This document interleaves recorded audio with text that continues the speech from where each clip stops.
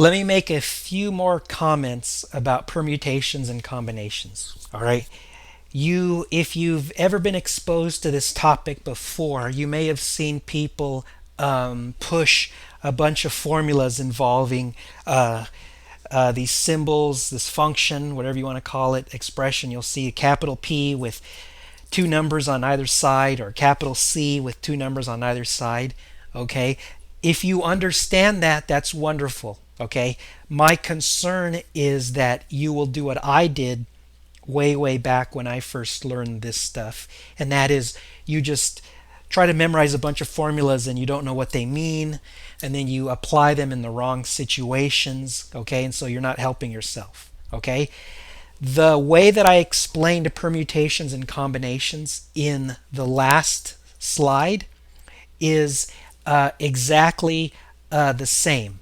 Okay, so if you understood that, you're already using this way. It's just that you don't know, or you weren't explicitly using these fancy functions. Okay, this terminology. Now, I also mentioned factorials. So, in case you didn't know what I meant by that, if you have an integer, capital N, and you wanted to take the factorial of it, it's equal to that integer n times n minus 1 times n minus 2, and you keep going all the way to 1. All right. For example, 3 factorial would be 3 times 2 times 1, or 6. Right. 4 factorial would be 4 times 3 times 2 times 1, or 24. Okay. 0 factorial, by convention, that's equal to 1. It's defined to be 1. All right. Next topic. Would you please answer these 3 questions? What's the probability of getting a number less than 3 when you roll one die? Okay. A die usually has 6 sides. Numbers 1 through 6 are the possibilities. Second question, what's the probability that rolling a pair of dice you will get 2 different numbers? Okay. And then last question, a 2-foot wide circular target contains a red 1-foot wide circle. If you can imagine, like a dartboard, and there's a red circle in the center. If a dart randomly hits the target, what's the probability that the dart's going to hit that red circle? All right, so pause the video and try to answer these questions now. Okay, answers. First one, probability is 1/3. Second question, the probability is 5/6. And then the last one, the result, the answer, is the ratio of the areas. All right, I'll discuss why in a moment, but what I did there was I took the area of the red circle and divided it by the area of the total circular target, the total dartboard, for example.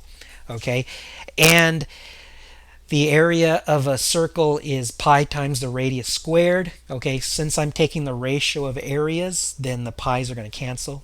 Okay, so I just need to find the square of the radii and then find the ratio of those. Okay, and so that gives 1/4. Discussion.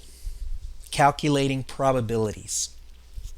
The probability of an event is the fraction of possible outcomes, possible futures that are associated with that event. All right. This assumes that all outcomes are equally likely. Okay. For example, in the first problem of the last set of exercises, we rolled one die. All right. The possible outcomes, the possible futures are you can roll a 1, a 2, a 3, a 4, a 5, or a 6. All right. Only 1/3 of those possible futures involved a number less than 3. That's why the answer was 1/3. Okay. Now for the last question involving the target, okay, the possible futures correspond to all the different points on the target.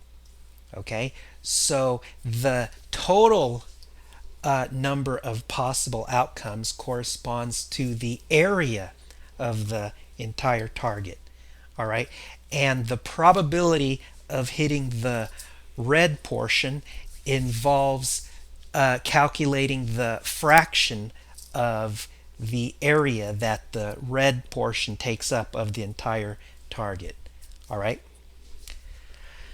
Notice that in probability calculations, you are often using your understanding of permutations and combinations. You're often doing permutation and combination calculations. Okay, so that will serve you well